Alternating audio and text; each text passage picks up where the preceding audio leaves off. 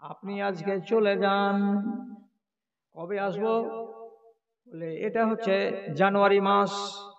জানুয়ারি মাসটা চলে যাবে, ফেব্রুয়ারি মাসের 15 থেকে 16 তারিখ পর্যন্ত আপনি চলে আসবেন আমার জান কবজ করতে। তখন আমি আপনার ডাকে সাড়া দিয়ে চলে যাব। আপনি আমাকে 1.5 মাস সময় দিয়ে দেন, কেন আমি আমার জিন্দগিকে কালি করে রেখেছি পাপ করে করে। আমি আজ থেকে এই 1.5 মাস বাঁচবো, তো শুধু রাত আর দিন আল্লাহর ইবাদতে কাটাবো, আল্লাহর ভয়ে চক্ষু দিয়ে পানি ঝরাবো এবং আল্লাহ তাআলার কাছে ক্ষমা চাইবো, মাগফিরাতের দোয়া করব। করে করে করে করে নিজের আমলগুলোকে কালিগুলোকে গা থেকে নামিয়ে দিয়ে নিজেকে আপডেট করে নেব। আর আপডেট করে নেওয়ার পর আপনার হাতে ধরা দিয়ে পুত পবিত্র হয়ে একজন নেককার মানুষ হয়ে আপনার সাথে চলে যাব আপনার ডাকে। আপনি আজকে চলে যান। কাকে যেতে বলছে? মালাকুল মউতকে। জান কবজ করা ফেরেশতাকে বলছে আপনি যান, এই 1.5 মাসের মতন, ফের আসেন 16 তারিখে। কোরআনে আল্লাহ তাআলা কি বলছেন?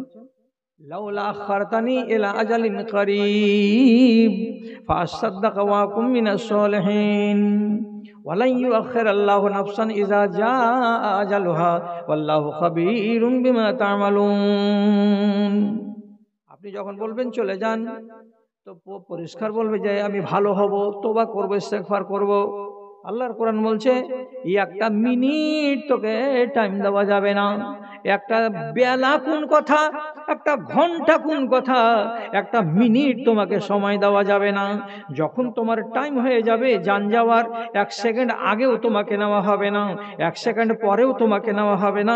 ঠিক ওই জায়গায় ওই সময়ে তোমার ওই ঘড়ির কাঁটা যখন এসে পৌঁছিবে, তোমার জানটাকে টেনে বের করে নেওয়া হবে। একটা মিনিট তোমাকে টাইম দেওয়া হবে না। খিয়াপাতুল্লাহ কইছে আল্লাহর ফেরেশতা কি শুনবে? যে ওকে যদি বলি যে চলে যাও, যে 12 তারিখে আসিও, তো কি শুনবে? শুনবে কি শুনবে না? তুই তো কোরআন পড়িস, তো তাহলে তুই নিজে বল।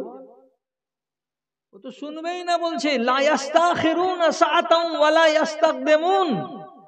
1 ঘন্টা আগেও তোকে নেবে না, 10 মিনিট পরেও তোকে টাইম দেবে না। যেটা বাঁধা টাইম আছে সেই টাইমের ভিতরেই তোকে নিয়ে যাবে।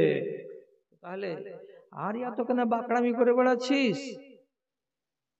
ততক্ষণ পর্যন্ত নিজের অবস্থাটাকে বদলে নিয়ে, যেভাবে বসেছিল অবস্থাকে বদল করে নেওয়ার পরে তখন বলছে মাওলানা এবার তো উঠি যাই।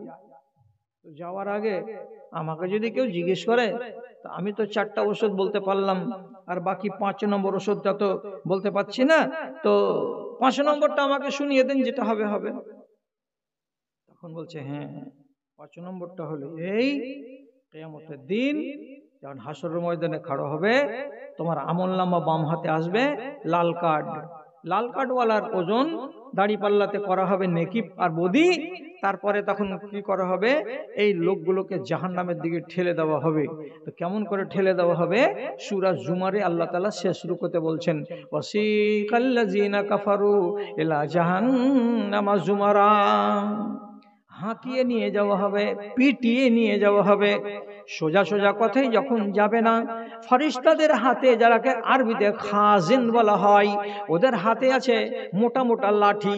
সে লাঠি দিয়ে গরু পিটা করে পিটাতে পিটাতে যখন তোমাদেরকে নিয়ে যাওয়া হবে, তখন এই মাওলানা তাকে বলছে তুমি খাজিনকে বলবে কি কথা? ও খাজিন, জাহান্নামের খাজিন, জাহান্নামের দরবান, আমি তোমাকে বলছি তুমি আমাকে বাদ দিয়ে দাও, এইগুলো লোককে নিয়ে যাও। আর তুমি ওই টাইমে ডাক দিবে কাকে? তো জান্নাতের খাজিনকে। জান্নাতের খাজিনকে ডেকে বলবে ও খাজিন ভাই, জান্নাতের দারোগা, জান্নাতের দারোয়ান, আমাকে সাথে করে জান্নাতের দিকে নিয়ে যাও, আমি এদিকে যাব, আমি এইদিকে যাব না। এই বলে তুমি জাহান্নামের যখন দরবান আসবে, তখন তাকে ধাক্কা দিয়ে দূরে সরিয়ে দেবে, আর দেওয়ার পরে বলবে খবরদার আমার উপরে জোর করতে আসিও না। মনে মনে তখন বলছে জাহান্নামের দরবানকে বলবো আমাকে ধরতে আসিও না, এদিকে আসিও না, আমি এদিকে যাব। আর জান্নাতের দরবানকে ডাকবো আমি যে চলো তুমি আমাকে সাথে